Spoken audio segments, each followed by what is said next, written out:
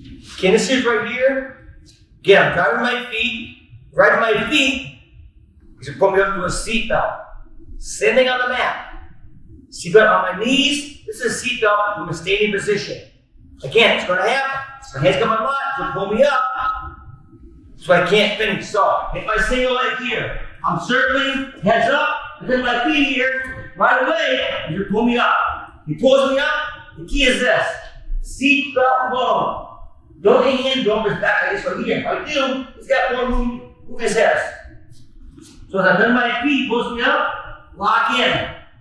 Far hip, elbow down. It's the key. Far hip, elbow down, lock it in. So I'm driving my feet and come up. Look for the far hand. Seatbelt spot, step in the front. Look. Here's the hip toss.